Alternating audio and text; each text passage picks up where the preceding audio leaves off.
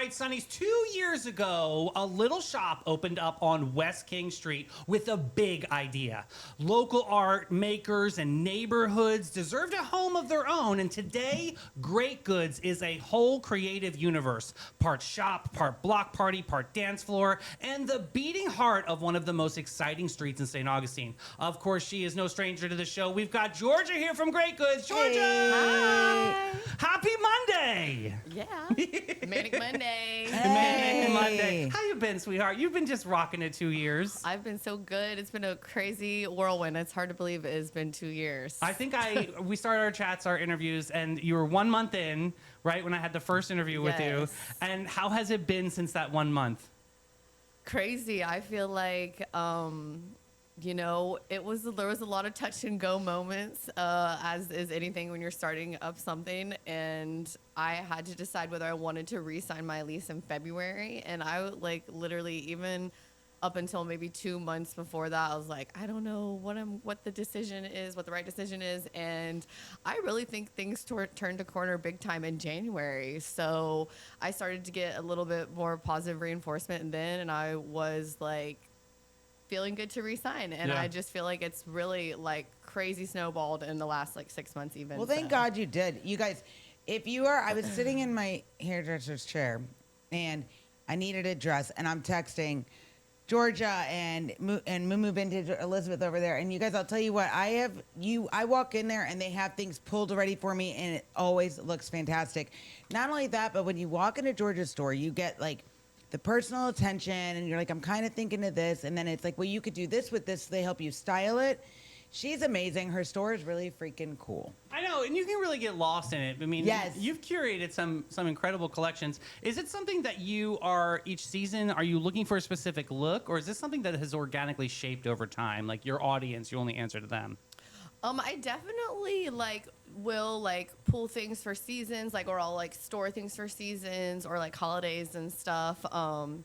But I would say, especially at a vintage store, you can come in my store and buy a jacket in the summer. Right, even though I do try to hold that stuff for more of the fall. I always buy off season because I know that I'm always looking ahead what I'm going to look like. Exactly. I don't think you're necessarily going into, especially a vintage store, being I'm only shopping for my summer wardrobe. It's more of oh my gosh, this jacket's so cool. What talks when to will you? I wear this? But I'm buying it. You will find a way to wear it. It's never this cold in Florida, but I need it. Right. So I have to have. Yeah, but I definitely do have curated collections for each season as well. And then, knowing what the customer wants and what's trending right now.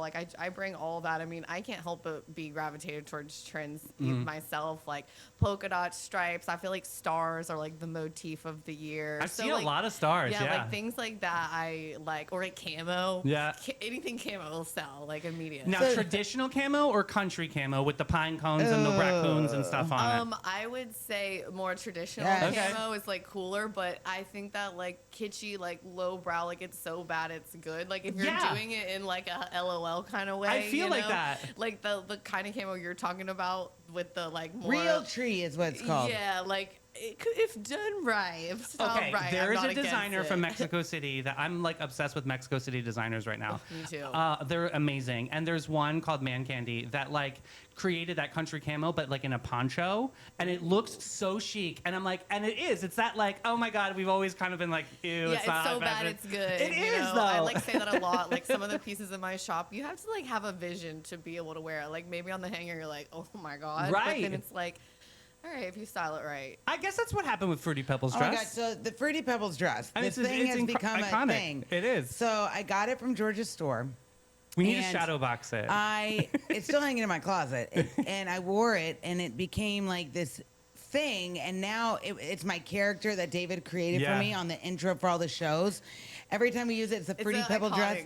It is, and I'll tell you. Literally, you can never get rid of that. I will never get rid of that dress. It's in my closet, and it's amazing. Yeah. So, in fact, I feel one thing you could do if you want to immortalize the dress is put it in a shadow box. I think that me and Claire. But then I can't wear it again. I gotta take the shadow box. But just if you never want to get rid of it, it could be an art piece on the wall. You don't see that enough. Right, I do. I think we're gonna stuff Claire Van Cheever's Grammy dress and hang it in her house. Awesome. Like, I even have like a little baby dress of mine that my grandmother did like that. It's a very like kind of vintage, old school thing to do, and people don't really do it very often. But I think it could be cool. Like clothing is art, so put it in a frame and hang it on the wall. I think you it's can always amazing. take it out and wear it. Yeah. That's true. Yeah. That's true. I mean, you go to museums and you'll see, like different dresses. I mean, Yeah. I'm going to shout them out. I mean, Obama's brand new library with Michelle Obama's collection of dresses is just iconic. I go out of my way to like find exhibits like that. In fact, I just missed love one that. in Miami that was the Dolce and Gabbana exhibit, and it was like running from like April to.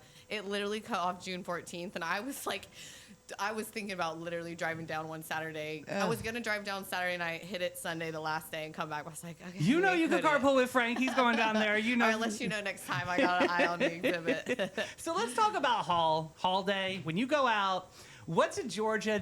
You're getting out of the car, you put your earbuds in, and you go into like a vintage shop or something, and you find things that are going to work for Graet Goods. How does this work? How does it roll? Yes, definitely.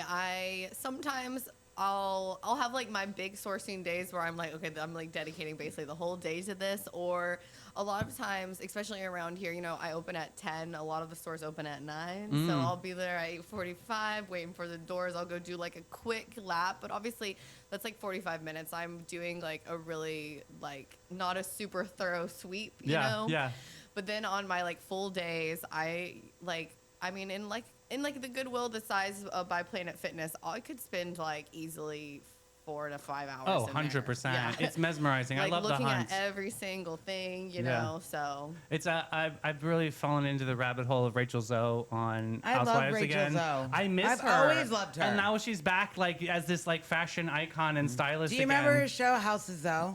I And do. the Rachel Zoe project. I do remember that. I love her. I feel like I need to know more about her because I see the I'm Rachel ready. Zoe clothes and I pick You them need and to- I will say I don't know who she's this She woman basically is. says like I forget about money when it comes I to buying die. clothes. Like I just die That's in there. her- Like her I phrase have is- to have. Yeah. Her I'm phrase the is, worst. I die. But I love it because vintage and resale really is the moment, and it really kind of answers to that price point crowd. But still, you can get something fun, fashionable, like a Halston, get up or anything. Betsy Johnson, I've seen that in rotation and things.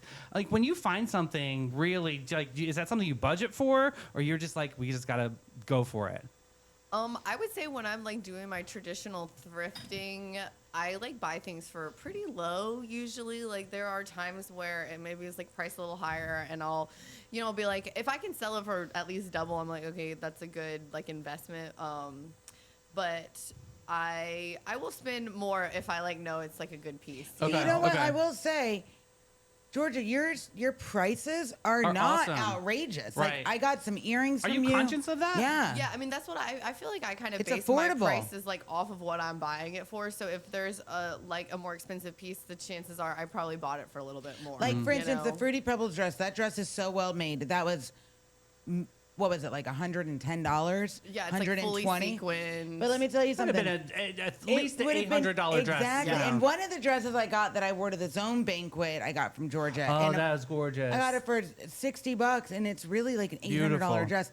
But I'll tell you, your prices are amazing. You really put into like making it affordable for everybody to look cool. So I kind of want to jump into the conversation of answering to the culture. I mean, you really are infusing music into fashion, and we're seeing a lot of that too with even in on like the main arena stages of concerts. You'll see Dior designing for Rosalia because this is a huge, massive audience. Are you infusing music culture because you're getting more people in the shop and it's a banger of a time, and then people kind of fall in love with the shop? Is that kind of what you were thinking of? I mean, I feel like music has always been like a driving force in my life, so it just like plays out naturally like that. Like even like music festival fashion, like I love the like Coachella fits. Yeah. Even though I'd probably never go to Coachella, but like I love what they're doing. Even like Taylor Swift, I'm not a huge fan, but like Me I neither. love the outfits. Yeah. I love what the girlies are wearing there. I just love that people are like having fun with it. I love her stage outfits. I love there's two kind of musicians. There's the musician that goes up in like a raggy t-shirt and like barefoot and jeans, which like that's a look in itself. Right, But right. then there are the people that like Laura Leasy from Krungbin who are doing like multiple outfit changes on stage, and like I love that. I just think it's so fun. I think that fashion and music definitely like go super hand in hand. Like Sierra Farrell is another cool one. Oh like, yeah, her 'cause she's been in outfits- town a couple times, right? Yeah, her outfits are always so cool. So it's just fun to watch that. You just had like now Ween is obviously one of your favorites of all time, and you Yes. just had like a significant Ween party. I think you just had. Yeah, I did that on May 30th. That was like, I feel like the magnum opus of my career so far. Like, it was just. Talk about it. Such a beautiful night. I had, Ween is on a break right now, on hiatus. So, like, all the Ween community is, like, starved. And I had a lot of friends fly out from all over the country to come because, again, there's no Ween. Like, I mean, I had people from California, Minnesota, Pennsylvania. Awesome.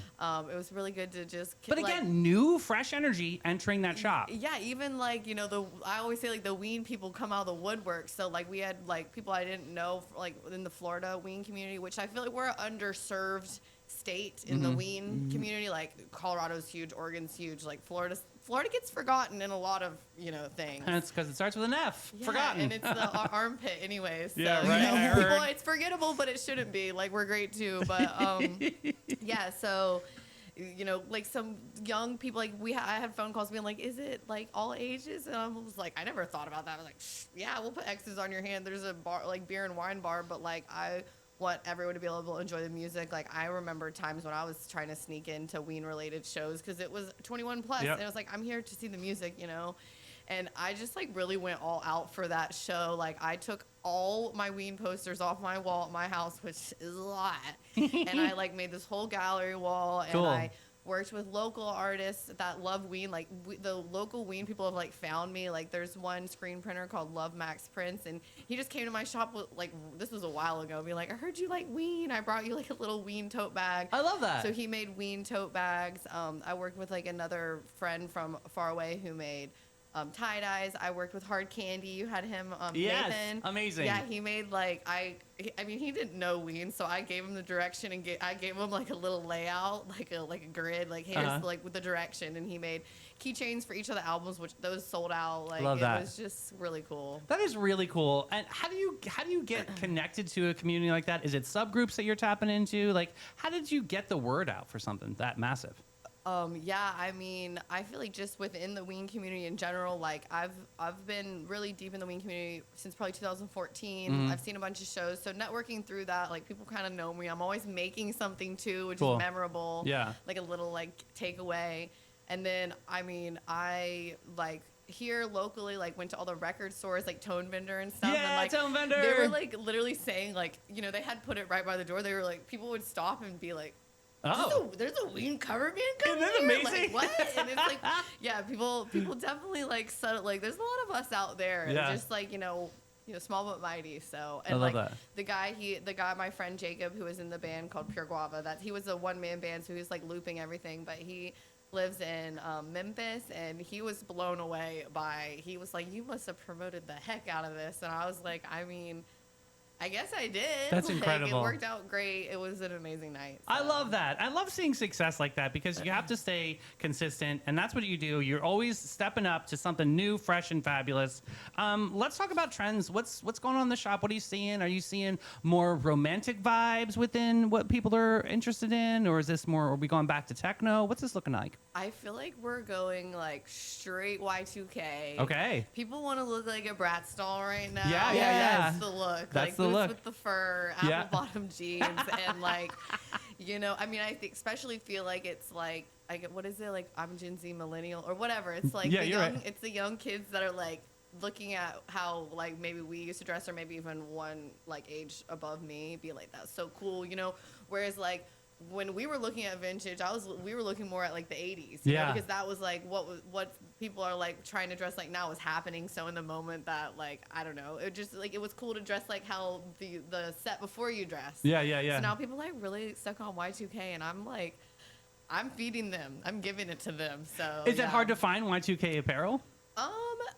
I feel like it's definitely really sought after right now, but I don't really necessarily find it like very hard to find. Mm-hmm. So like I did a really big buy off a local person, which I don't buy too often from people, but sometimes if you just like catch me on a good day, I'm like, all right, I'll see what you've got. And yeah, I did a huge buy, and this like lady literally dated a rock star, so that gives you like an idea of the wardrobe. It was like, it's funny though, I put it all out like throughout time. It was a lot. Put it out in various areas of the store, and I'll watch people go around and pick 4 or 5 items from the ladies' wardrobe. But they're all different parts of the store. I'm like, yeah, I see you. Like, I know what you so like. cool. You know, yeah, it's So just do you funny. have to like come up with an agreement or understanding with somebody when you sell them pieces? Do they ever come back and be like, oh, I shouldn't have sold that to you?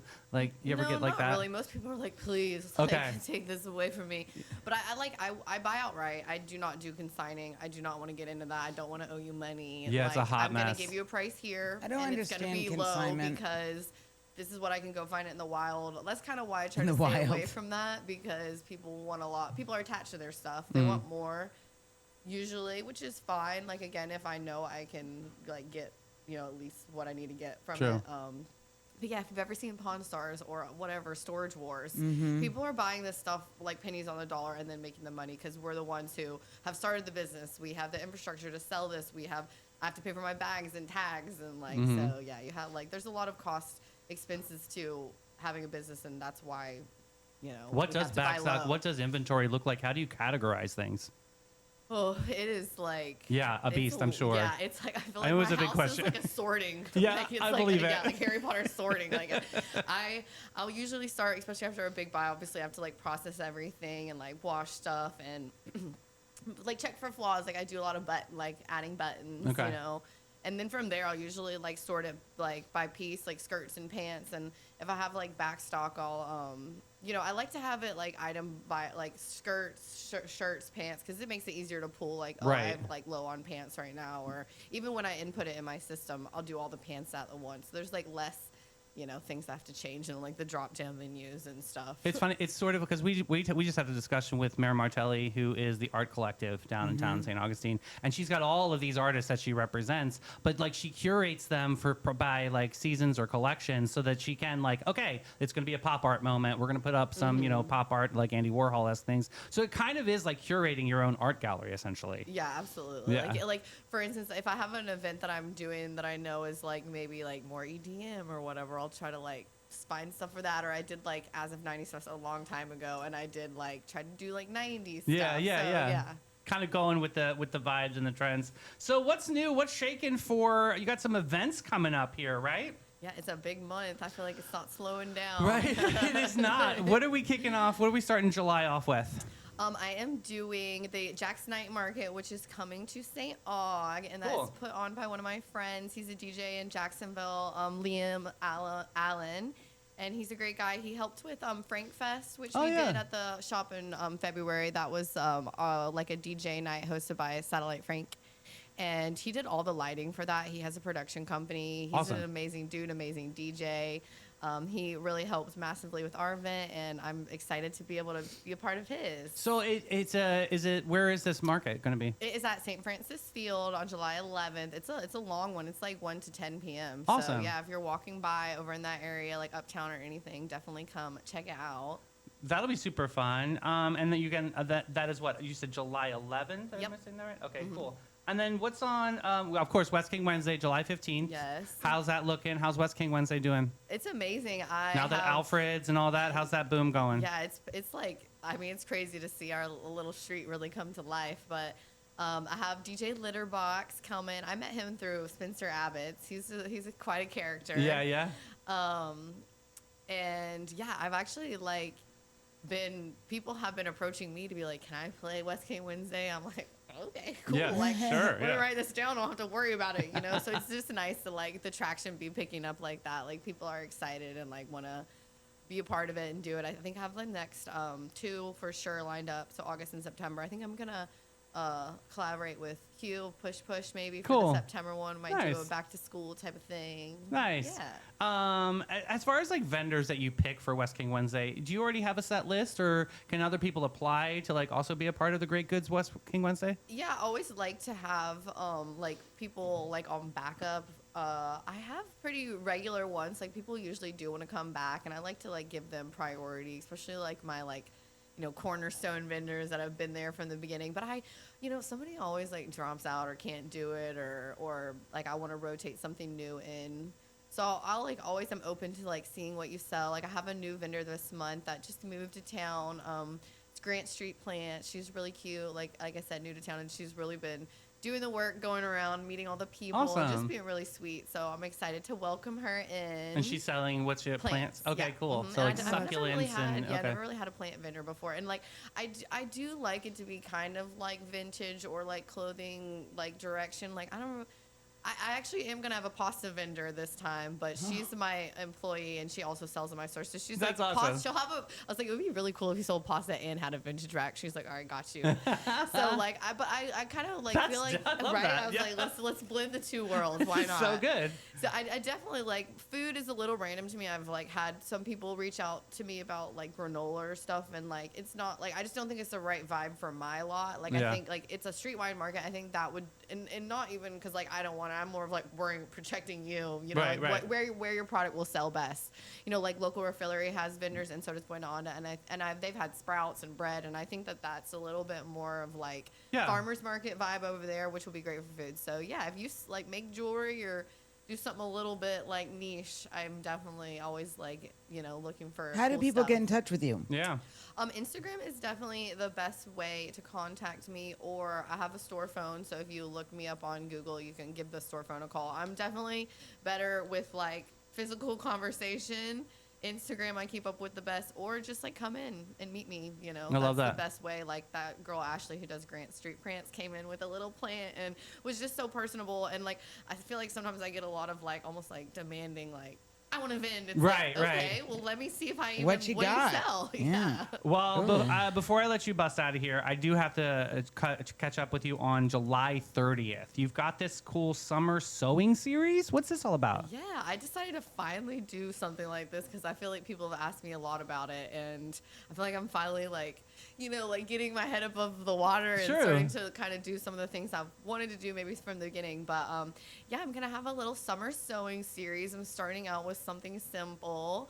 It's gonna be really limited. I think I'm just gonna do like 10 people. I'm actually dropping more information about that today. So Awesome. like the flyer and like how to apply and all that will be up on my Instagram and social medias today. But I'm gonna do hem pants for the first one. I feel like everybody could know how to hem A pants. trillion%. Yeah. like Yeah. such an easy, That's like good. teachable skill. And then the next one is crop a top, like crop a t-shirt specifically. And I'll have I need this. to learn that. You should come. Absolutely. This sounds amazing because I mean, I'm as basic as I need to learn how to properly sew a button on, as opposed to me just keep going through the holes. There's a whole rhyme and reason for it. Yeah, I agree. That's a good one. I can even do really small men's, like, because most sewing machines have like a way to put buttons on, but a lot of people just don't know how to do I it. had no idea, and yeah. It's so much quicker. But yeah, so I'm excited to do that, and yeah, there'll be more information about kind of like the materials that you'll need, and like even things like, you know, fabric. Like this is called a woven. It doesn't have stretch. Mhm. So things like that. Like don't be bringing no silk pants in. Right. Because that's a different skill set. Like people don't even understand that the fabric affects like how hard it is to sew. Yeah. So like for instance, for the pants, that'll be like denim, like khaki only, like a non-stretch fabric. And then for the crop a top, it'll be t-shirt material only, like nothing silky. Yeah. You could do a woven, so no stretch. But like I gotta like. need People to come learn how in to and they're cut like, I want to t-shirts. sew this like silk lame, and you're Yeah. like, okay, can't that's do like couture. I think this is amazing. I think it's going to be a really fun moment. Georgia, thank you so much for your time Thank today. you for having me. So I love special. when you When you coming come. on. Y'all, if you know, and if you don't, you better get to know. Graet Goods. Start following them on all socials. We're going to take a quick break with Maritime Creative and Flashes and Brilliance.